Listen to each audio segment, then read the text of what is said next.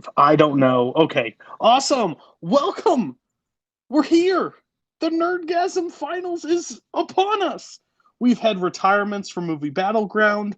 We've had knockouts. We've had TKOs. We've had people forgetting what, is it Tigerians or Targaryens? We've been all over the place, but tonight is decided here, and it's a family civil war. We have Tim, the Hulk Brzakala, taking on Robert, the Hobbit Parker. On paper, a Hulk should beat the shit out of a Hobbit. But guess what? This is Nerdgasm, and nothing is too sure. But I'm actually not a judge today because it's pretty much my two best friends, my family is battling each other, and I can't decide that. So we brought three amazing people in. Well, we brought one amazing person in and two Calebs. We'll find out what happens at the end. But I'm going to first go to my co-commissioner. We started strong. We hit potholes. We found an amazing editor, but we are here at the finals. Brooklyn, are you excited for this match? I am so excited for this to finally conclude. We started this back in December, and it is now the 28th of July. We are finally wrapping it up. My God, I'm glad this is over. But I think the two correct people are here to the finals. Both differing styles of debate, and I think that'll work out really well. Where it's not just going to be slobber knockers, where there's going to be some tactical stuff. There's going to be some maneuvering around, and I think that's what excites me for this match, is because these guys know how to adapt on the fly. Yes, I really like the theme of your opening. I think that's awesome. I can't wait to see more of it. I will go next to Mr. Mayhem, Mr. Flatbill himself, Minnesota native, Caleb Coho. You've been along for the ride. You've actually helped us main judge a lot of these matches. You even main judge one of them for sure. Are you excited for this? One of these people beat you. So will that come into play? Are you excited to see this match? I'm going to be the most biased fucking judge and rule against the guy who kicked my ass on the worst day of my life like a bitch. No. These guys are both great. I respect both of them so much, and they got here on all their own merit, and I'm super excited to see this fight. And it's going to be one for the ages, so let's get it going. And we'll go to Boatman. Boatman, we were desperate. We called upon you. You answered the call. No, I'm just kidding. Boatman, you're here. You're normally in Warzone. You're actually a great debater yourself in other leagues. You haven't made your debut yet in Nerdgasm. Are you excited for this match, this championship match, to see maybe a potential person that you might play against? Yeah, I'm very excited. I do want to point one thing out, though. I went back in my messages to Brooklyn Vale. First thing I ever messaged Brooklyn Vale. This was on January 22nd, 2019. Hey, Brooklyn, you're in charge of Multiplex Nerdgasm, right? I know you're in the middle of a tournament, but I'd like to get a match here. Yeah, and Brooklyn said, actually, we're in the process of recording round 2, so we're going to get you a match real soon. We're going to start doing debuts real soon. Yeah, real soon. Yeah, it's July. So, but seriously, this is going to be a really good match. I'm really excited. All right. Well, we had somebody call us out and talk a bunch of shit on us, Brooklyn. So good job of picking this one. I think actually Coho did. Now we're going to go to the two competitors. You guys are evenly ranked, but I'm going to go to the person that has maybe a little bit more behind the record. We'll give you maybe a little bit of an edge. It's Tim. Tim, you're coming in with 2 KOs in this. So I'm just going to go to you first. How are you feeling about this match? You're playing Robert. Yeah. You are actually in the same house right now. So could we see someone die on screen? I don't think you're going to see anyone die on screen, unfortunately. But I am nervous. I'm always nervous before a match, whether it's Fandom or Nerdgasm or whatever. Team, singles, whatever. I'm always nervous. But I have prepared like I never have before for this because I want to win. Robert is, great in Fandom. That's where he reigns, and that's why he has 2 belts there. But I think, and so I really want to win this one to show that I'm good at stuff too. But at the end of the day, no matter what, if I lose, I still get to go home with his sister. So who's really the loser? Like, so I don't know. This will be a good match. Robert, I love you. Nothing that the fan leagues have ever heard before because, yeah, we've never had this before. And that is one of the best, sickest burns I've ever heard. Robert, try to show me the correct theme of your opening and respond to that without... What the fuck do I say to that? You know, I had an opening statement provided, but I'm not going to say those words anymore out loud in the video. Look, Tim's a good guy, or at least I thought when I was in his wedding, but we'll see now.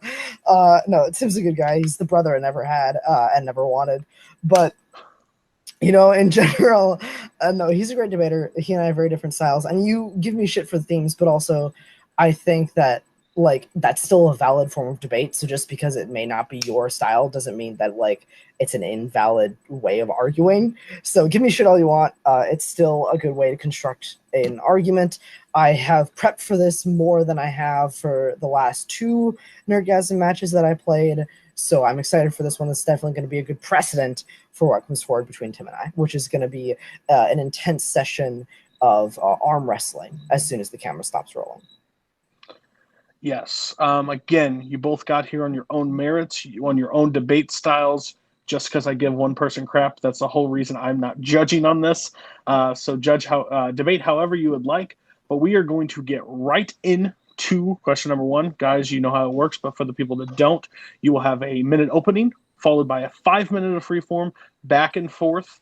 If you get into a close of filibustering or too angrily or over-talking each other, one of us, probably me, will step in, tell the other person to take time, and then I will kind of, if you watch my hand, I will kind of go back and forth to tell you to wrap up what you're saying so the other person can talk. We want it back and forth. We do not want just a bunch of rambling words, okay? And then it will close with a 1-minute closing. If you open the question, you will close the question. So we're going to get right into this with question number 1, guys. And it is a doozy. I think this was Robert. He picked Game of Thrones. The question that we came up with was best episode of Game of Thrones. Tim, you will open 1 minute whenever you start speaking.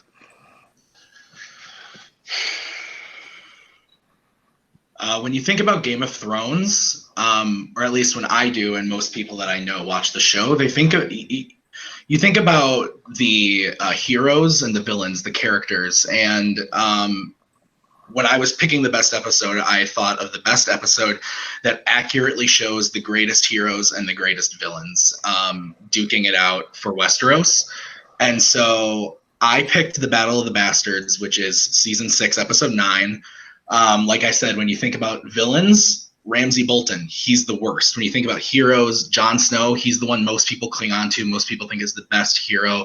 He's the person that people gravitate towards most. Not everybody, but most people gravitate towards him. And so to see them finally go head-to-head in a battle that's shot unlike anything we've ever seen before in TV or film, and culminate in the most satisfying death of a villain we've ever seen, ever. The entire episode is incredibly satisfying from beginning, middle to end. There's never a dull moment in the entire episode. And that's why Battle of the Bastards is the best episode of Game of Thrones, because it's exciting, it's awesome, it's fantastic. Perfect timing, perfect timing. It's like you've been here before. Next up, Robert, 1 minute whenever you start speaking. You mentioned something interesting there, which is that Game of Thrones was built on its characters, and it was built on realistic characters, actual things that you could see happening, almost like it was history.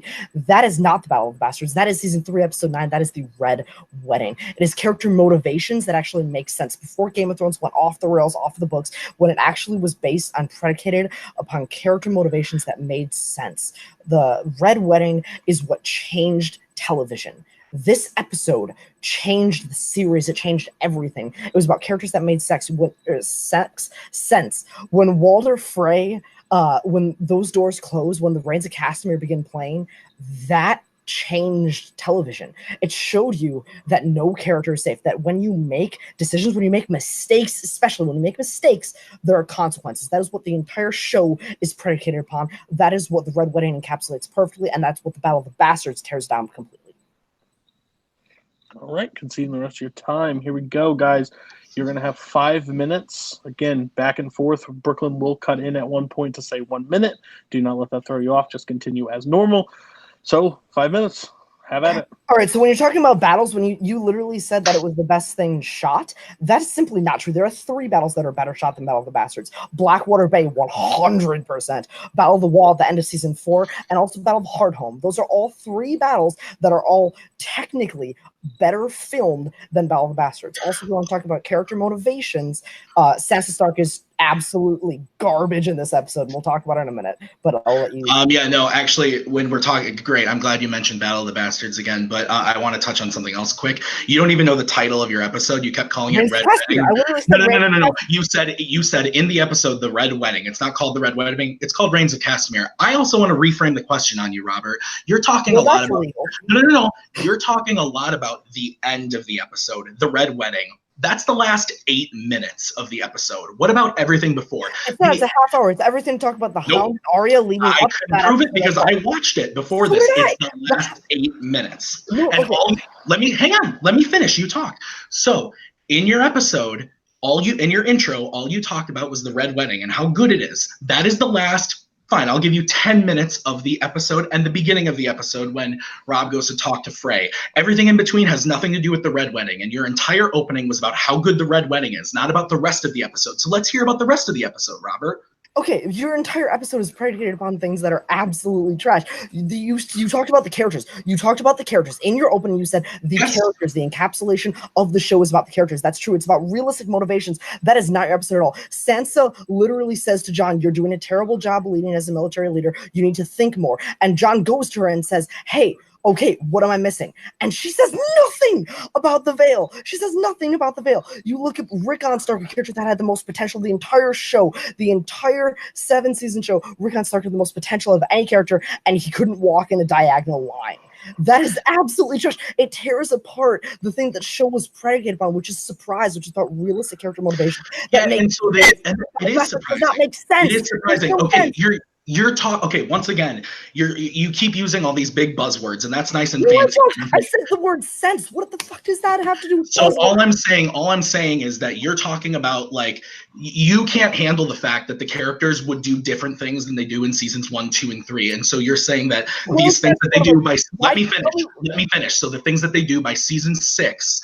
That's suddenly bad because it's not in the books by George R.R. Martin, and they do something different in season 6. So in my episode, the fact that we finally get to see the Battle of the Bastards that had been teasing up for so long, and you say that it betrays the characters, the progression of the characters up to that point, it makes complete sense of what Jon and what Sansa will do. Give me right now and tell me why Sansa doesn't tell Jon about the Veil. Tell me right now. Because she's a tortured character at that point. She had been literally. It's her brother. The entirety of the entire. But she doesn't trust him. No, she doesn't trust him. Why not? Well, then why doesn't she tell him? Because he hasn't helped her up to this point. She comes back. Yes, it is. You're a liar. She doesn't. He helps her. He shows her trust. He shows that bond through the Battle of Hardhome. Why doesn't she tell him?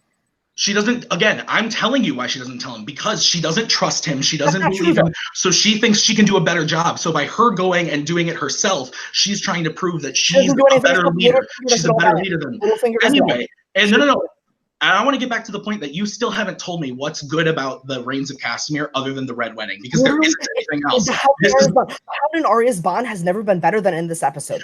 They're in 2 scenes. Can you let me finish? You literally just shit on me for not letting you talk. So Hound and Arya, literally their bond is there. It's not just 2 scenes. Literally, it's them traveling to the Red Wedding. It's not just the Red Wedding itself. It's their interaction. It's their interplay. It's them showing why them as individual characters is so good. When you bring them together, it's the best the series has ever hit. It's about Robin to Lisa. It's Robin to Lisa. It's about how making mistakes literally has consequences. There are no consequences for the mistakes that Jon and Sansa make in the Battle of the Bastards. What do you mean there's no consequences? There's absolutely consequences, but we're not talking about the consequences. Can you let me fucking finish? You don't let me talk about it because the the consequences happen in later episodes, and I'm not talking about later episodes. We're talking about this episode, and the fact that the Hound and Arya, they're literally in 2 scenes. You're making it sound like this is a 2-hour episode where they're running around and there's all this stuff, but it's literally 2 scenes, and everything else is boring and nothing else happens in the episode. The Red Wedding part of the episode is great, but the episode as a whole is just another episode of Game of Thrones. We've seen Arya and we've seen the Hound have good relationship moments, but we never got to finally see. We never finally got to see Ramsay. We finally got to see him get destroyed and get eaten alive by his own dogs, which is such an awesome way and a satisfying way to go. It was a satisfying episode, whereas your episode, it just left more to be desired. Okay, you're arguing for most satisfying episode of Game of Thrones, not technically the best episode. Mine is the technical best episode because the epitome of what the show can. Time. 1 minute. Whenever you start speaking, Robert, the floor is yours.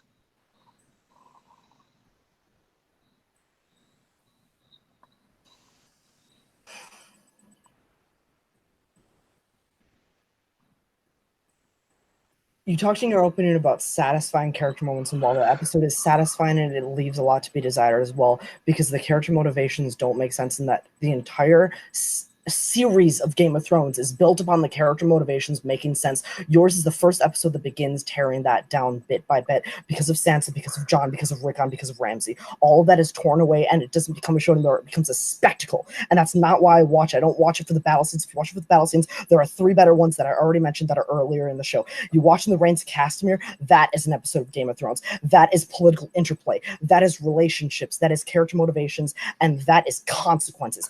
That is Game of Thrones. That is the show. Your episode is a battle. It is Jon looking at an army ready to take him down, and that shot is the entire episode. There is no more depth to that episode other than that 1 second, because if you look even a little bit deeper into that episode, you see that everything falls apart because the characters do not make sense. That is not what Game of Thrones is meant to be. Time. All right. And Tim, 1 minute whenever you start speaking. That might not be what it was in the beginning, but by season 6, that's what it was, and that's what most people tuned in for, was exciting sequences, seeing their favorite characters do incredible things. And by season 6, episode 9, Battle of the Bastards, yes, there's a big battle, and it is the best battle in all of Game of Thrones. It's incredibly well shot, it's incredibly well directed, acted, the suspense is incredibly good, and you get a very satisfying ending by seeing Ramsay eaten alive by his own dogs. You see Jon and Sansa, having that like back and forth. She doesn't trust him anymore. There's a lot of crazy stuff going on in the episode, but it's incredibly well produced. It's an incredibly engaging episode. Reigns of Castamere is not engaging. It's engaging in the last 10 minutes, but everything that comes before it is stuff we've seen before in other episodes, like Arya and the Hound. You didn't even bring up the fact that Jon is running around with the wildlings in that episode. Seen it before. Bran running around doing his eye thing. We've seen it before. It's all stuff we've seen before, except the ending. My episode was new. Oh, thank God. Interesting choices all around for their picks. I don't have to decide any of this, so yay for me. Brooklyn, I'm going to go to you first. Who do you got and why? So I think this really came down to just the overall composition of the argument, and I think where attack and defense sort of lied. I'm going to give my point to Tim.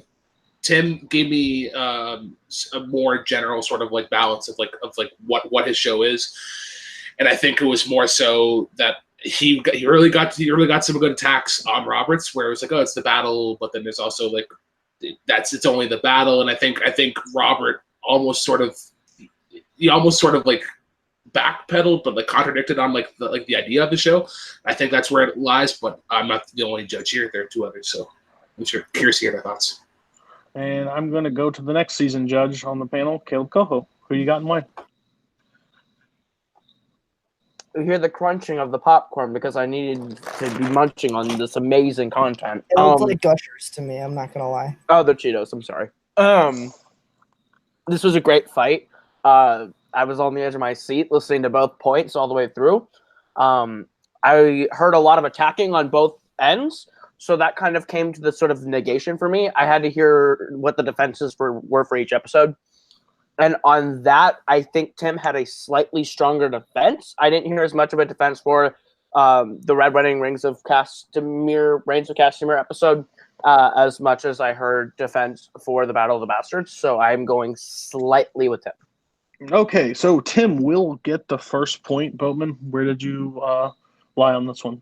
I was also slightly with Tim. I really like Robert's argument about the veil, but I think that wasn't quite enough because Tim kind of hit it in the head with the, it's about the whole episode, not just the Red Wedding arc. And I think that was kind of the nail in the coffin for Robert. All right, guys. So Tim takes point number 1. We are moving on to the next question. Tim picked this question. It is worst episode of Iron Fist. So Robert is going to open and then close this argument. So Robert, it's going to be 1 minute whenever you start speaking.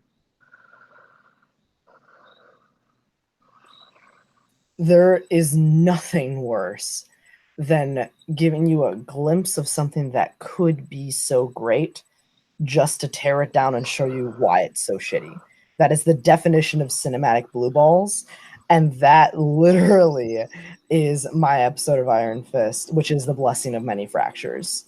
It is literally, it shows you how great the episode could be just to tear you down. It shows you how great the action could be and then tears you down, how great the characters could be and then tears you down. There's one line, one scene, one fight here and there that shows you what could be just to tear it down and show you, hey, actually it's pretty garbage.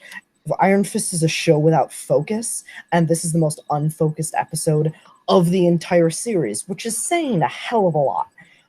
So literally, when you're talking about a series that has so many problems, is trying to go in so many different directions, the characters are so unfocused, and this is the worst of that, that determines the worst episode of this series for me. Tim, 1 minute whenever you start speaking. I'm not going to start talking about Robert's episode yet, but I do want to pick up on something that he said, which was he's right. The show, for the most part, is unfocused characters, fights, and stuff. My episode that I picked is season 2, episode 3, and it's called This Deadly Secret. And let me tell you, this episode doesn't even have a fight scene. It only has 5 characters, and they sit at a table and eat dinner and talk about their jobs and have a meal, smoke a cigar, and that's the end of the episode. It's an hour of that.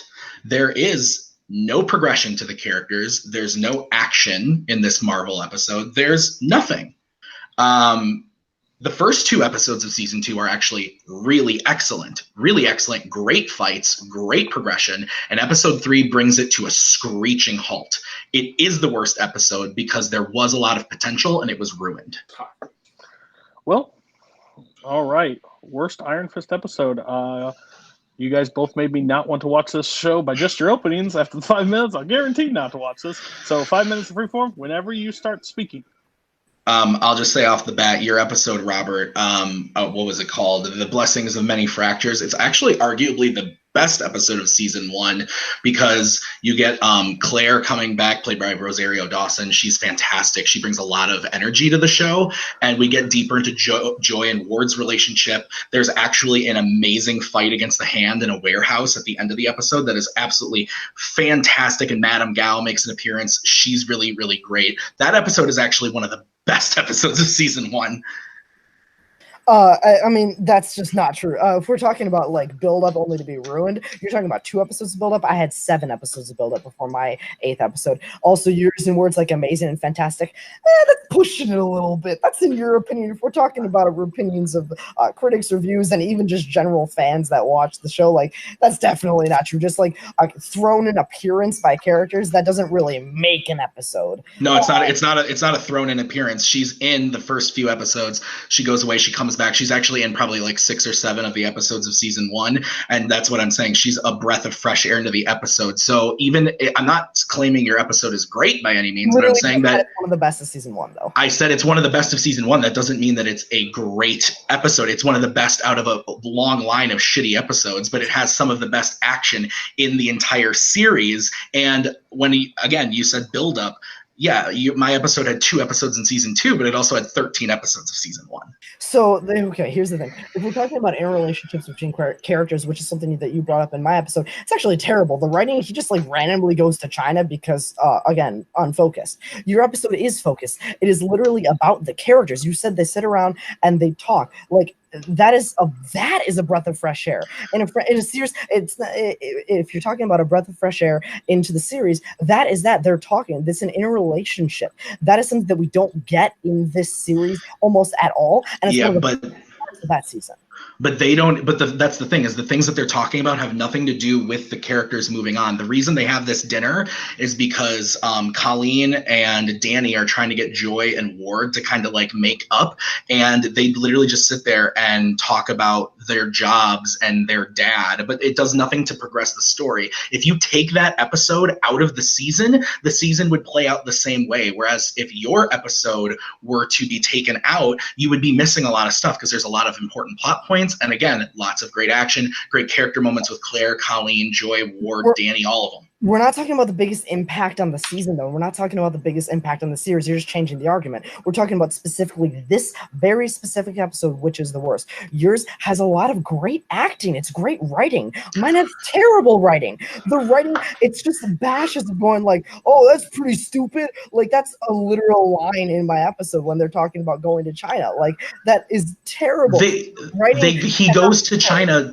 He goes to China to try to find out more about why he is the Iron Fist. He's trying to learn more about why he can't control and harness the power. It makes sense within the context of the story. This episode, my episode does not make context within the story. And you want to talk about it being written well, acted well. Have you seen it? I bet you haven't, because it's not acted well. It's not written well at all. It is, though. Like, this is literally he said, she said, and like that's the exact same points in judging. So we should probably stop talking about that. But I think what is interesting about your episode is that it is different. It is nothing we've seen before in the series, and that is a breath of fresh air. When we had 13 episodes of season 1 and then 2 episodes of season 2 being the exact same thing, getting a scene where the characters just take themselves a little bit more lightly and they really just get into the relationships more. They just like chill out a little bit. Why is that such a bad thing? That doesn't make it. Hold on. No, he's still got time. Go. Yeah, that doesn't make it the worst episode of the entire series. I'll take that over terrible writing and terrible action any day. That episode is forgettable, and I'll take forgettable over actively bad 100 times. You want to talk about actively bad? That is exactly what my episode is. You keep talking about how like them sitting down and talking is like this like genius like Shakespearean thing, but it's not. They're sitting down, they're literally talking about nothing that has to do with the show. And that's why it's the worst, because it doesn't do anything to progress the story. And like I said, the first 2 episodes made it seem like this was actually going to be a really great season of television, but it turned out that it wasn't at all. Slow down the pace. That's not a bad thing. Just because it's not the first 2 episodes doesn't make it the worst. Again, we're talking about like 7 episodes of like season 1, which is build up into all these characters. We're going to find out all this stuff, and then he's going to go to China and find all this stuff, and then he doesn't. The writing goes absolutely nowhere. I'll take a slower pace and characters that actually have interesting things to say and actually have relationships between them, those actors playing off each other. I'll take that absolutely. But again, you're talking about like him going to China is the only thing that happens in the episode. It's not. It's an hour-long episode. Time. Okay, so Tim, you're going to start 1 minute whenever you start speaking.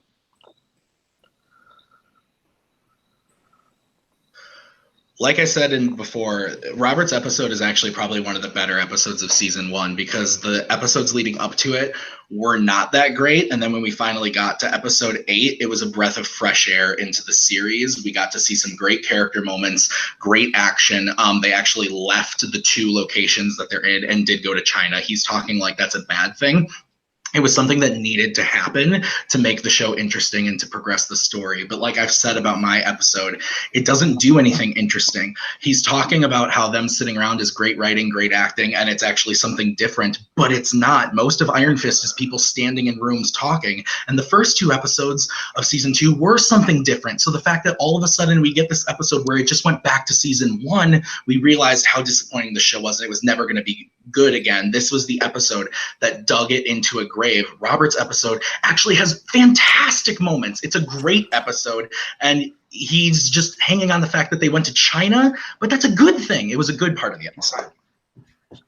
Robert, you're going to close it out 1 minute whenever you start talking. So in this fight, you've talked about how both sitting in a room is like new and old. You've said both, and it's really I don't understand your argument. So the Blessed and Many Fractures actually like really demonstrates that the show is extremely unfocused. It's not just about going to China. It's also the big reveal that Madame Gao is like responsible, and it's this like really deep interactive like, oh, it's a big reveal, but it's so stupid. It's so convoluted. It is the epitome of everything that is wrong with the show. It is a lack of focus. It's convoluted. It's boring action. It's boring characters. It's boring relationships. Actually good characters, good relationships, good writing. That is what's in your episode. Your episode may be forgettable, but it's not actively bad. It's something that I'll actually watch. It's something that I'll go back to. It's not something that's actually enjoyable, right? My episode, it like makes you want to stop watching the show. Okay. Conceding time. That works. You both convinced me never to watch this show, so I appreciate both of you for your contributions. Now I'm going to go to Boatman. Your vote did not count last time, so it's going to count this time. So let us know how you're feeling and why. All right, this is going to be very, very close, but I do think I'm going to give the edge here to Tim. I think Tim hit more on Robert's episode while also hit more on his own pick while kind of defending some good things specifically about Robert's episode. Robert kind of tried to defend more the concept of the episode, but really didn't give me anything specifically about what was good about the writing of Tim's episode. So that's where I'm leaning towards Tim. All right, I'm going to go to my co-commissioner, Brooklyn Vale. Maybe you've seen this, maybe you haven't, but let us know how you're feeling. Yeah, I've seen Iron Fist. It sucks a lot. There was the back and forth was much better in this question. I applaud you. It can be better, but it was good. You guys changed the lead countless times. As I sit back and think about the argument, I have to give it to Tim. There were so many things in Robert's part of the freeform that he didn't tackle that Tim sort of attacked him on. I applaud Robert for the approach that he went with the episode. I thought it was really good, and I think with a couple more points you would have gotten a point. But yeah, I think Tim just near out, but play a couple of jabs. Fair enough. So Tim will take this point, gets a 2-0 lead in the finals. But I'm going to go to Coho. Coho, who did you have in this fight, even though it doesn't count? As much as I love the term cinematic blue balls, that gave me quite a laugh. And I can't wait for that to become a term that we use a lot. But it was actually a really close fight. Robert did a really good job of kind of attacking Tim's episode. But again, he kind of defended the concept of Tim's episode rather than giving specifics about that episode. And Tim gave me a lot of specifics about Robert's episode that makes it good. So on the 51-49, I go with Tim also. All right. Cinematic blue balls was just not enough to win this argument today. I hope we do not use that because that affects men daily in the world. All right. We are back. Tim has got a 2-0 lead. Going into question 3, guys. Robert picked this one as well. Wizarding World. We decided to stay away from Fantastic Beasts. We just gave you straight up Harry Potter. Thank you. Non-magie.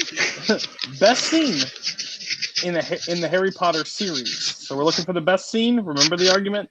Tim, you're going to open 1 minute whenever you start speaking.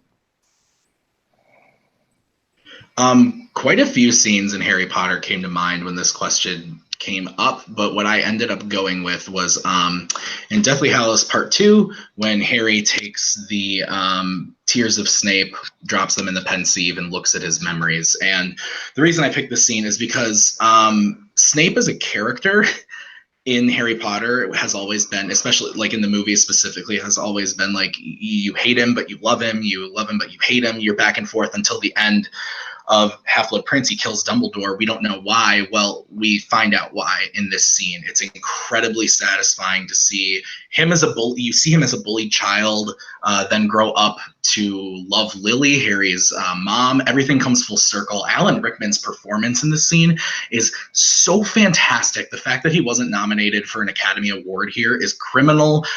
Just the fact that he always knew that he always loved Lily, and saw James in Harry, but so he wanted to care for him, but just hated that. He was always meant to. All right. Snape's tear is the argument in this one. Robert, 1 minute whenever you start speaking. The reason Harry Potter is so brilliant is because of its visuals, it's because of its story, and yes, I'm going to say it, it's because of its themes.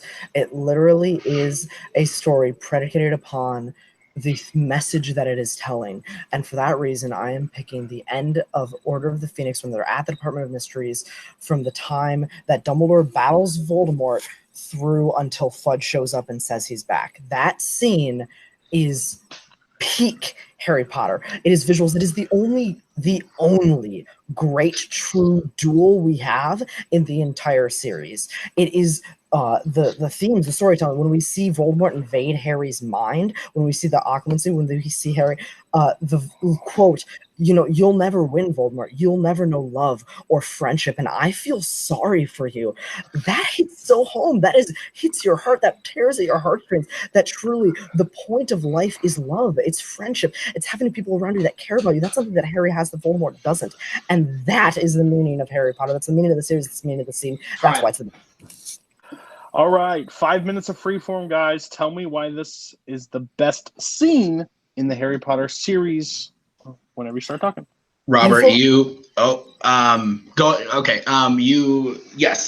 about the I'm going to use the word themes of love, life, friendship, things that Voldemort doesn't have, and that's exactly what my scene also brings. It's the fact that we thought that Snape was this evil character who hated Harry, when in fact he loved him and tried to protect him the entire time, even when he didn't want to. He was there for him in the forest in Deathly Hallows Part 1. He was there protecting him against things throughout the entire series, and that all comes to a head in this scene. And the fact that we get to see that here, it's absolutely fantastic. Okay, so he didn't love Harry. He loved getting off to Harry's eyes. He didn't actually love Harry himself.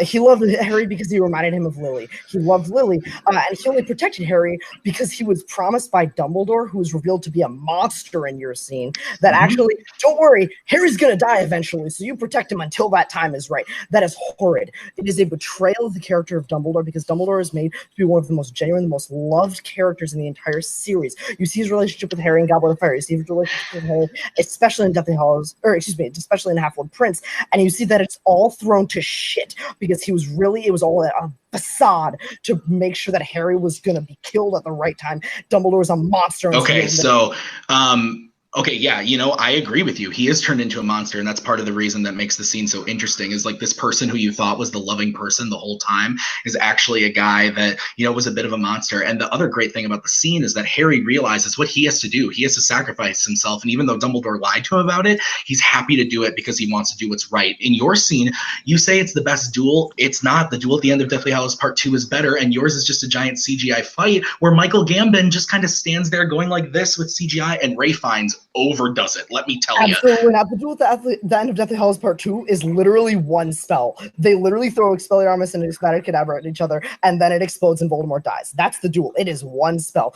No, it literally is, though.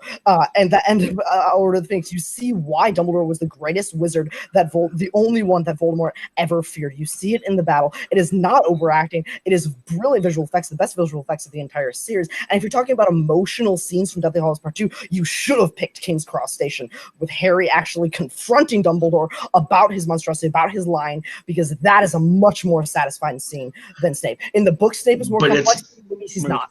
But it's being played off in that scene. So you just said Dumbledore's turned out to be like the worst person ever, but then he's played as the hero again. So that completely contradicts what you just said. So, and again, in your scene, the part that I haven't gotten to yet in your scene is the whole thing with the occlumency with Voldemort going into his mind. That is done really poorly. It's the only film that's not written by Steve Kloves, and the fact you can tell because the writing is really, really bad, and that you can tell it's David Yates' first time. You can tell him that that's not the same. They do it very differently in the movie, and it's shot incredibly weird. It's not good. I can go grab the book. It's literally the same thing from the book. It's not about the screenwriter. You don't need to bring it up about that.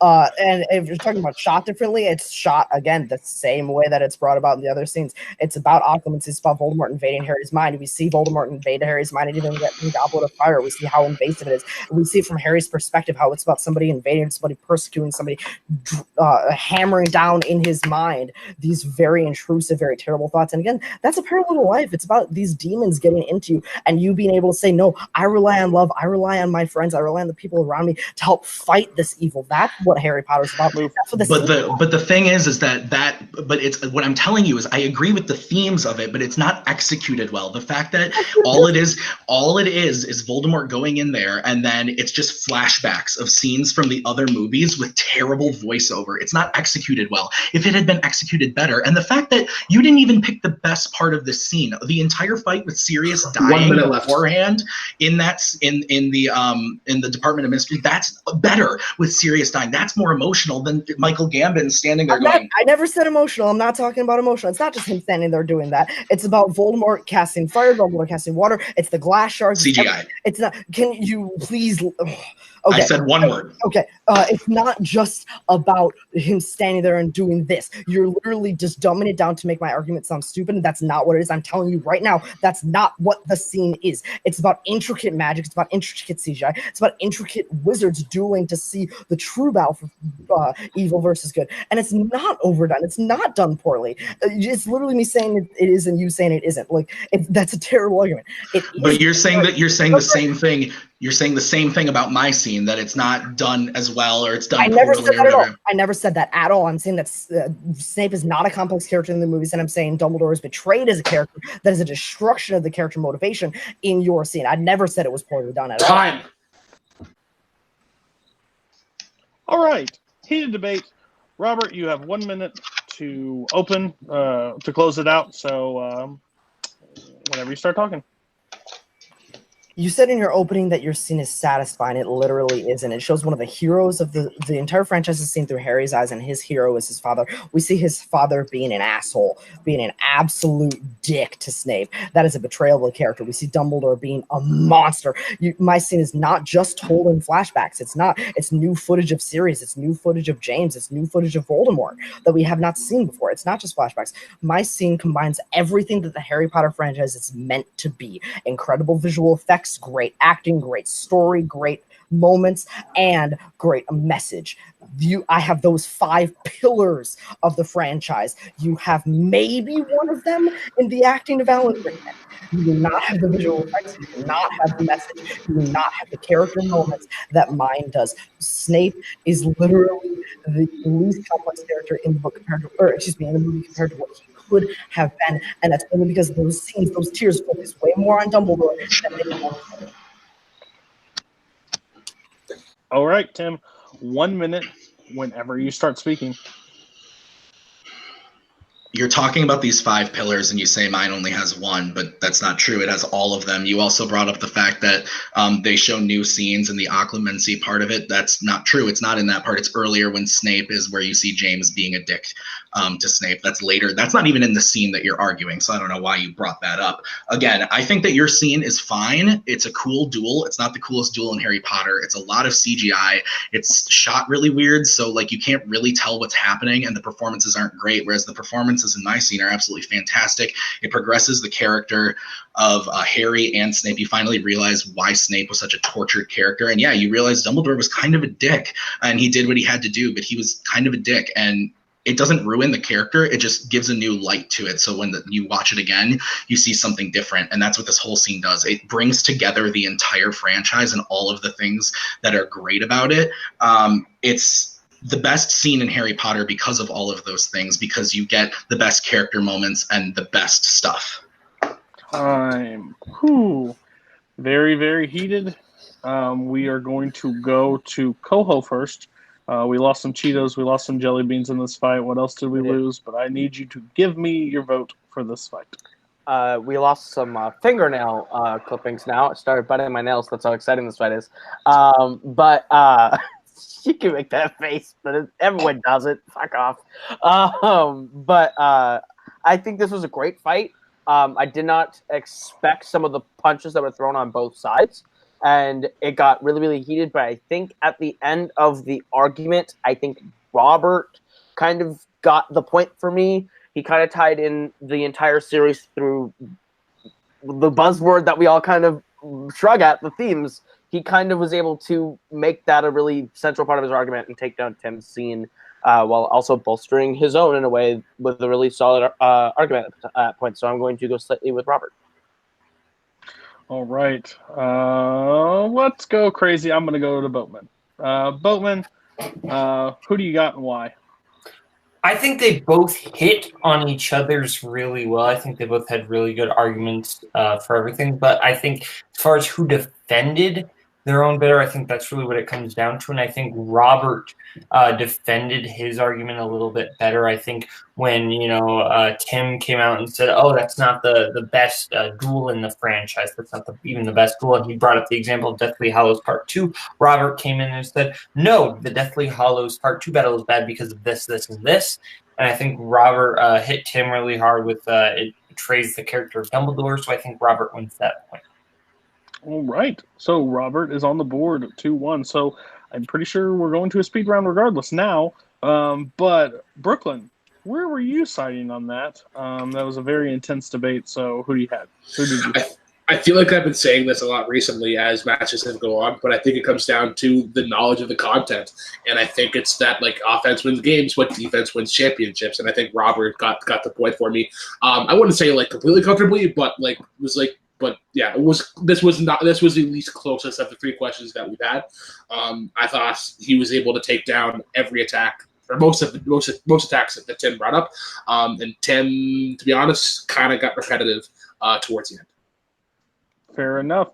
I thought it was clear on one side. It went completely different. So well done. That's why we have you two in this championship match. All right. It is 2-1 in favor of Tim, but we got a fourth question here decided by Tim.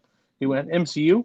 So me, Brooklyn, and Caleb decided on the question. We decided what character should be the next Avengers villain. We're going to have Robert open this. So you'll also close this question. But 1 minute whenever you start talking to Robert.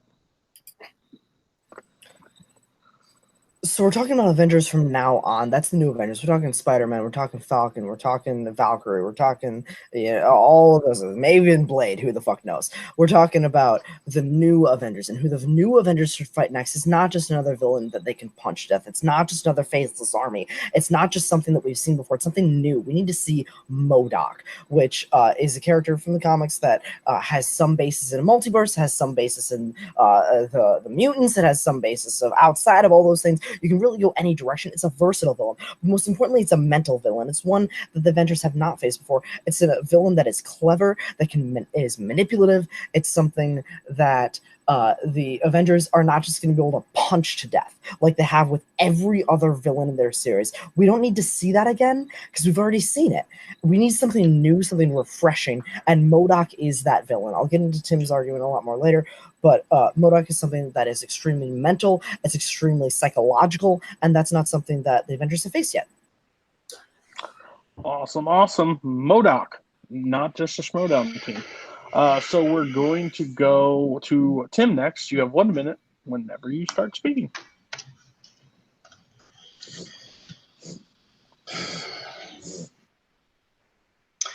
So I picked someone who's more than just, like a Spider-Man villain. I've picked Norman Osborn. He's more than just the Green Goblin. He is a man in the comics who has infiltrated S.H.I.E.L.D., infiltrated the government, and has basically created his own Dark Avengers to take on the Avengers. And I think that would be a storyline that could be really cool. And it's not just for one movie. it would be over the course of many films like Phase 1 through 3, how Thanos had been teased for years. Norman Osborn could be teased. They've already teased him in Ant-Man and the Wasp and Spider-Man Homecoming. And so then to bring him full circle, kind of hiding and doing things, shady things in the background, buying Avengers Tower, making it the Oscorp headquarters. He is more than just a man in a green suit. He is a wildly inventive and crazy and smart person who can outwit the Avengers as well as fight them. So I think Norman Osborn would be the best villain for the next more down-to-earth version of the Avengers. MODOK, Norman Osborn. 5 minutes of freeform. Whenever you start speaking, go. Go ahead, I went first last time. All right, so which one of these villains is more likely to do a sky beam? Let's talk here. So I think it's Norman Osborn. No, but I'm glad that neither of us did like a faceless army thing, because that'd be dumb. So here's the thing about Norman Osborn. Without Norman, if you do Norman Osborn, you have to do Harry Osborn. And to do Harry Osborn, you have to have already that established relationship with Peter, which is nowhere. And also to Norman Osborn, there's no way that there's a multi-billion-dollar company in New York City that hasn't shown up in the Avengers universe yet. Half of the Avengers movies take place in New York City. We're talking, it is too late, in my opinion. It is too late to do Oscorp, to do Norman Osborn. They needed to do this much earlier. So here's how they do it, and they have already teased it. Sonny Birch, I know he's not in New York, but he's teased the fact that there's this billionaire out there who wants this PIM tech. And Spider-Man, Vulture is selling these weapons to a billionaire in New York somewhere. He has talked about how he wanted to do that. You talked about how, and you don't need to have Harry Osborn to do Norman Osborn. I think you're too close into those other last movies that did it poorly, and this would be different. This wouldn't be the Green Goblin, a Spider-Man story. This is him as an Avengers villain. You talked about MODOK being unlike anything because of his smartness. That's literally what Ultron was. He was one step ahead of them the whole time because he had all the information. Okay, but that's not the same thing here. I'm talking about a villain. I'm not talking about a villain that's one step ahead. I'm talking about a villain that psychologically outwits that person. I'm having Andy Serkis as MODOK. I would love to hear your casting in just a minute here. But what I want to see is a villain who is a physical match, yes, and can shoot laser beams and has that CGI aspect where you can bring in some cool action, but the action, that primary action, is not the focus of the film. I'm talking about the new Avengers who are, let's be real, a little bit broken after Endgame. They're trying to come together. They're trying to find their way together, and a villain like MODOK is the perfect villain to transition into this new phase, to bring in new characters. You can bring in mutants if you want. You can bring in multiverses if you want. There's so many options that you can go with this character. Andy Serkis has already been in the Marvel Cinematic Universe and has played a character, so I don't think they would bring him back for another villain. There's no precedent. There's no precedent for them to do that before. And you say that he is, a smart, like, MODOK is literally a man who was in an accident with AIM Industries and now is a giant head floating around in a chair. And I know the MCU has done a lot of really, really crazy things, but I think that's a little too much. There's a television show being made right now by Patton Oswalt. It's a comedy about MODOK, a comedy. And I'm sorry, but the Avengers, yes, they're funny movies, but we want to see something different, something new. And I think Norman Osborn would be really different and new. Okay, but also, like, you can have MODOK without just that comedy. Like, just because there is being a comedy aspect being made doesn't mean that that's what this needs to be. Also, I think you're dumb and dumb by just saying he's a guy in a chair. Also, we already have AIM Industries. AIM was already introduced in Iron Man 3. There is precedent for this character to reasonably exist in this universe. There is not that precedent. A billionaire in New York could be. There's thousands of billionaires in New York. There are hundreds. There's a lot. There are more than just Norman Osborn. Just because they've teased that there's a guy buying a lot of Avengers stuff, that doesn't mean that they've teased Norman Osborn. It's too late. If the MCU wanted to do Norman Osborn, they should have done it 5 movies ago. Well, they couldn't have because they didn't have Spider-Man yet at that point. And the fact that you literally just contradicted yourself, because you said earlier, if there was a big billionaire in New York, we would have heard it by now. And you just said I said Norman Osborn was in. No, you didn't. You said if there was a billionaire in New York, that we would have heard about it by now, which we did. And I think the fact that you could get Norman Osborn creating this Dark Avengers to go up against the new Avengers of Spider-Man, Black Panther, it's a grounded story. Valkyrie, you mentioned, I don't think she's part of the Avengers, but I think Norman Osborn, he could create this Dark Avengers, infiltrate S.H.I.E.L.D., infiltrate the government to come in and fight the Avengers. MODOK is, he's a cool concept of a character, but he wouldn't work in a feature film. That's not true. You only say that because okay, yes, he would work in a feature film. You have the action, you have the you cast a good actor in that role, you have the psychological aspects.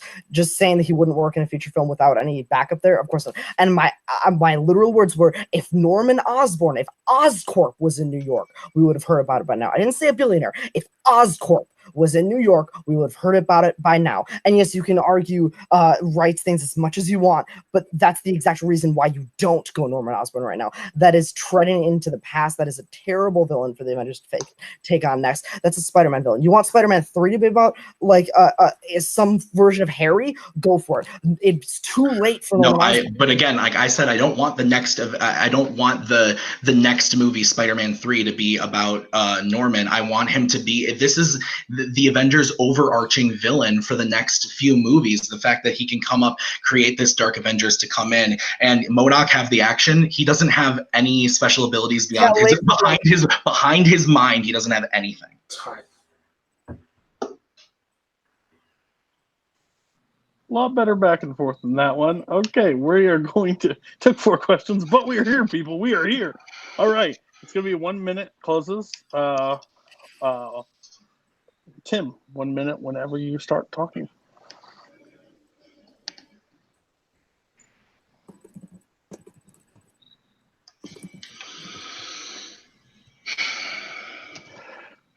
I think that MODOK is a really interesting character. He's got the intellect, he's got the psychic powers, but as far as like action goes along with the Avengers, he doesn't want a faceless army, and I feel like the only way MODOK would work is if he had the faceless army for the Avengers to fight, because the moment somebody bests him and punches him in the face, he's done for. Norman Osborn is arguably one of the smartest people in the Marvel universe, and if you adapt this Dark Avengers storyline where they come in, he hires like a group of mutants and heroes to become actually villains and go with his side of things. That is an interesting story, something that we haven't really seen before. We haven't seen a guy come in and actually like completely 100% best of the Avengers. You can argue that Zemo kind of did it, but it didn't really work and no one liked it. This would be a great way. And again, he's not the Green Goblin. He's just Norman Osborn. He's besting the Avengers, smarting them at every moment, but he can get in action and have great action in the movie. I think he would be great. Okay, perfect timing, Tim. Like you've been here before. Robert, 1 minute to close it out.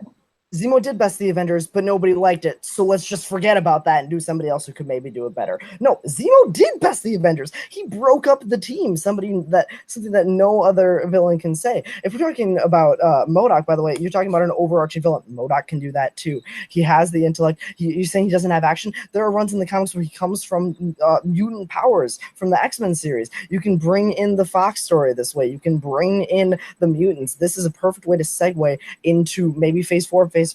Just because that he's a guy in a chair who has a laser beam doesn't mean he can't be an overarching villain. What I want to see is a villain with intellect that is overarching. I don't want to see a one-off 30-second intellect villain. I want to see one that can outthink them for more than one movie. That's exactly what the new Avengers need, is a villain that isn't going to sit there and stand toe-to-toe and punch him like Thanos did. It's a villain that can outwit them because of their inexperience. That is what the new Avengers need. That's what MODOK is. We already have precedence with AIM. We do not have precedence with Oscorp.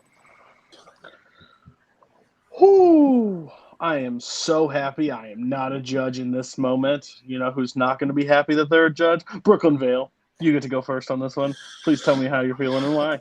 I'm kind of disappointed because I feel like this argument didn't really hit its stride until like the last minutes, even into the closing. Kind of was a stalemate up until then. But I'll give my point to Robert. I thought Robert had good offense. He had good defense. He sold me more, because this is ultimately a pitch question, and I know Cody hates these questions, but I adore them. I think these are great because it requires you to put on your salesman cap. And Robert sold me. His attacks against Tim were really good, and I think Tim just kind of got caught up in it. But I'm not alone. But I'll give a point to Robert. All right. Robert is up 1-0 right now, but there's 3 judges for a reason. Gonna go to Coho. Coho, where are you leaning? Why? For all the exact reasons Brooklyn said, I'm giving my point to Tim. I think Tim sold me better on how Norman Osborn works in the world, and countered Robert's attacks on why it's too late for Norman Osborn, while also taking down MODOK really well, and kind of using Robert's own words to sort of torpedo his own argument. So I'm going to be giving my point to Tim. Okay, 1-1. Stalemate. Boatman, I know you're so happy to be in this position. Tell us where you're leaning and why. Yeah, I'm going with Tim. I think Tim hit on Robert with MODOK just being a little bit too silly for this, and then kind of set up, defended all of Robert's points about it's too late for Oscorp and all that, and also giving us a really good idea of what Norman Osborn would look like coming in with kind of assembling this Dark Avengers. So I do think Tim gets the point. Wow, that is not how I thought that fight was going. I had it kind of in a different way, but again, that's why I'm so glad I'm not a judge of this one. But no, Tim gets it 3-1 lead going into the speed round. We are back. It is 3-1 in favor of Tim, but we are going into the speed round. Speed round is going to work like this. You're going to get 40 seconds to open, 30 seconds to close. Go back and forth. We picked the categories. Me, Caleb, and Brooklyn all picked one category apiece. I won't tell who picked what, but the first category is going to be coming in Fandom Oscars. Okay. Thanks, Coho. And here's the question. Best fandom score to win best original score. Return of the King.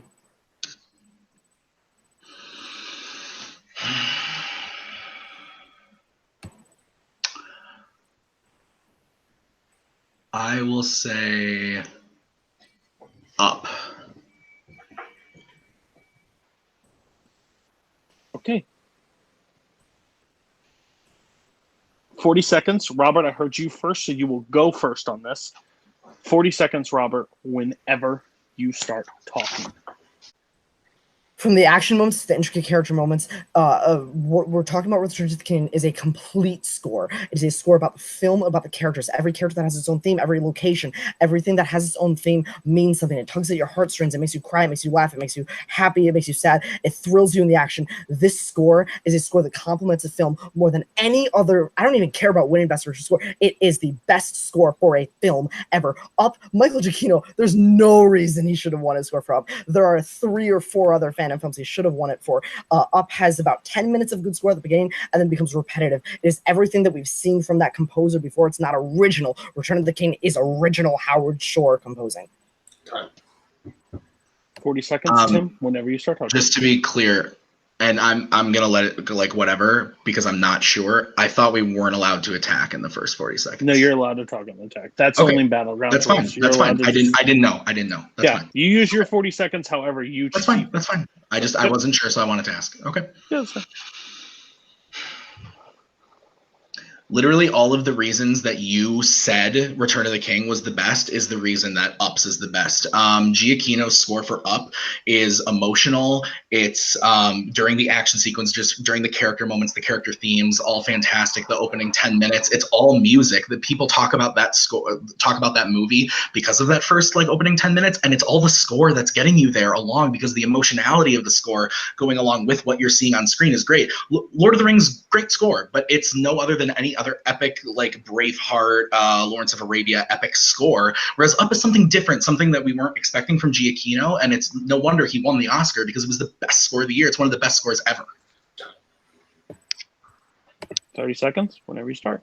We're not talking about unexpected win. We're talking about what the best score is that actually won. My film has an epic scope. My score has an epic scope. You have one character theme. It's Carl. That's the only character theme that you have. I have Frodo, Aragorn, Sauron, Gandalf, Legolas. You want to keep going down the list? I can keep going.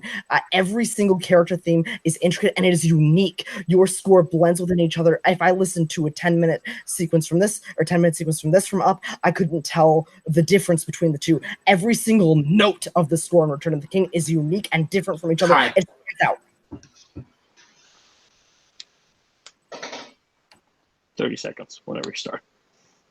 You listed all these character themes, but it's not like quantity over quality. The fact that mine only has one big character theme doesn't mean that it's automatically worse just because yours is a lot. And I'm sorry to say that it's kind of invalid because those character themes that you're talking about were actually originally from Fellowship of the Ring and Two Towers and brought in to Return of the King, whereas mine is a completely unique 100% original score. And sure, there's unique moments that are new for Return of the King, but you're bringing in, you just argued for all these character themes that were made in other films brought into this one. Up is original and unique and different. Whew. Okay. I guess I'm gonna go Coho first. Coho, tell us who you got and why. This was your question. I thought this was kind of clear cut based on the pick, and they argued it really strongly in their opening, and then kind of jumbled the ball and lost it in the closing. And Tim's closing was really shocking and really successful in winning me over. So I'm going to go very slightly to Tim on this one, unexpectedly. Okay. I guess Boatman, tell us how you're feeling. Why? I'm feeling that Tim won that one because I think he brought up the fact that, he countered Robert's point with the themes that Robert had brought up were actually from Fellowship and Two Towers. And I also think that he really attacked Robert with the Braveheart line and that it kind of sounds like a lot of those epic themes. So I do think Tim won that one. And your winner and new Nerdgasm champion, Tim, the Hulk Brzakala. Brooklyn, your vote did not count in the deciding, but where would you have stand and why? If anybody's talked to me like the last like probably 10 matches of Nerdgasm, I've made it a habit to write down who won the point before any judge put it on. And I had Robert. Robert really sold me on just how the score attaches to the film. Tim's like, oh, these themes come from Fellowship. That didn't hit me as hard as the other judges. But my vote didn't count. But props to Tim. Yeah, awesome. All right, we're gonna go to Tim first. You are the first Nerdgasm champion. How are you feeling? You had an interesting road here. I don't think it's how anybody would have kind of predicted it to go 4-1, but it went that way. So, how are you feeling? I feel really good. I feel, obviously Robert's like my brother, literally and emotionally. So we're teammates. And I think that no matter which way this would have gone, one of us was going to be a little upset, but I hope he's not too upset. I'm happy I won. I didn't, I feel like it wasn't my best game for sure. But I think that, I really wanted to win. I'm actually kind of speechless. I'm really happy though. The one positive thing here is it's just another title in the Fellowship. So that's a cool thing that we can all be happy about. But obviously Robert has been my greatest opponent because, for all the reasons I said, like we're so close that having to fight each other is easy because we argue about movies all the time. But at the same time, some of those I didn't think that I was going to win. So the fact that I pulled out the W is awesome. But it's also, you don't want to see your best friend and brother lose, but at the same time, it's cool. So it's mixed emotions, but I'm very happy I won. I'm very happy that I was able to do this myself. With the help of some people, but the actual match itself I did by myself. I won a title. It wasn't in trivia, but I won a title, and I did it myself, and I'm really proud of that. I believe this is airing before the Fandom singles thing, so I'm expecting to lose that. The three of us, me and Robert, then have 3 belts. We'll see how that match goes. Peek behind the curtain. We haven't even shot it yet, so we'll see how that goes. I'm excited. Yeah, this was fun, man. Yeah, I'm stressed. All right, yeah.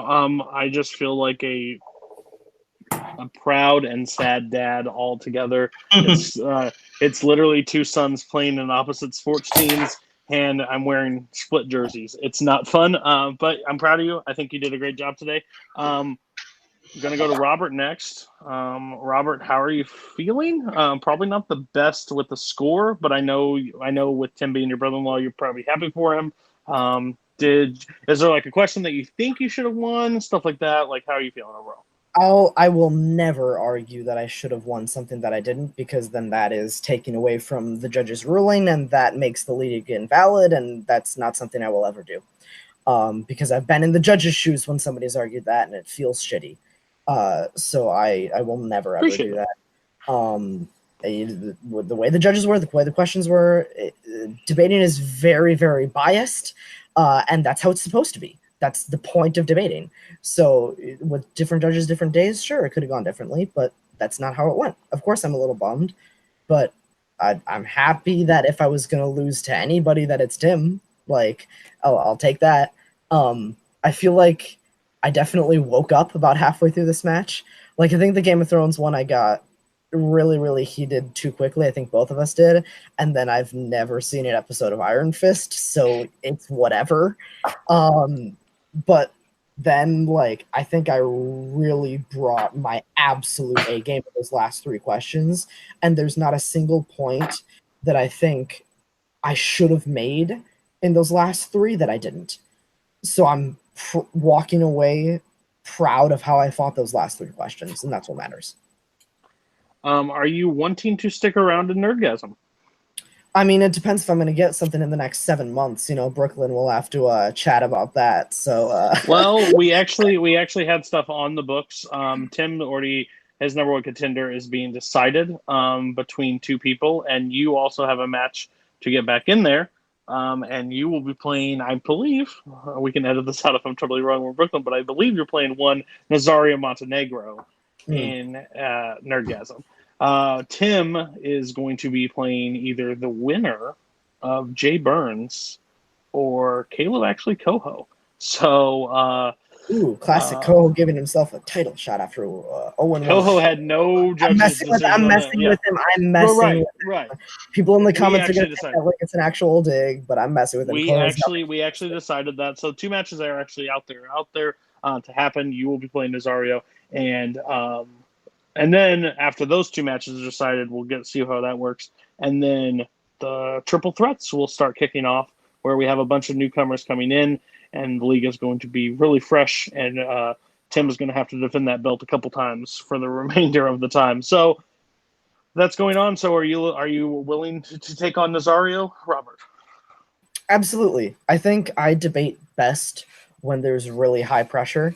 Like, that's why not many of my matches have been knockouts. Only one of them has. And that's because I think I bring my A game when my opponent is also really, really good. You look at my debate against Caleb, you look at my debate against Kane, and even those last few questions against him. I debate the best when the people I'm playing against are also the best. So yeah, I'm definitely down to play Nazario. I gotta take a little bit of time off to relax and, like, you know, chill out with Tim and not be mad at each other for a second. But yeah, by the time tomorrow rolls around, I'll be ready to get back in the ring. And Tim, just a quick 30-second blur. Who would you rather play, Caleb Coho or Jay Burns? I don't know, because I actually played a little bit of dark Nerdgasm with Jay the other night, and he beat me in both questions. Granted, they were on the cuff things I didn't really know about, but he beat me in both of them. So he's definitely scary. He's really, really, really good. I've actually never watched one of Coho's matches, but I've been in many a call with him where he yells and screams and shakes the camera. So that could be scary. I think I'd rather take Caleb, but Jay would be fun too. All right, and we couldn't do this without the 3 judges. Thank you for taking the weight off my shoulder. I had to main host. I'm going to go to Brooklyn first. Championship match, we got it. Probably, I think this could have went to the last question, but it was a very heated match all around. It started a chaos and went to actually respectable. So how do you think the first ever championship of Nerdgasm went? It took like a couple steps. I think the first question, I think that was like, all right, let's get the jitters out. Let's get the nerves out. Molly was really happy with this match. She thought that Robert won all the questions. I don't know, but yeah, I was tense in the judge's chair, and I haven't been this tense since I fought Cody both times. So that shows how tough the competition was. The score does not reflect the performances. The only one for me that was like kind of like there was a clear winner was Robert. Either the other 3 or 4 could have went 50-50 either way. But I'm super happy with this. Awesome. Gonna go to Coho. Coho, how did you think the match went overall? And do you think you have what it takes to take out Tim? First of all, this was a great match. Robert and Tim both played really great games and had really great arguments. Though the score might not have been close, my board says otherwise.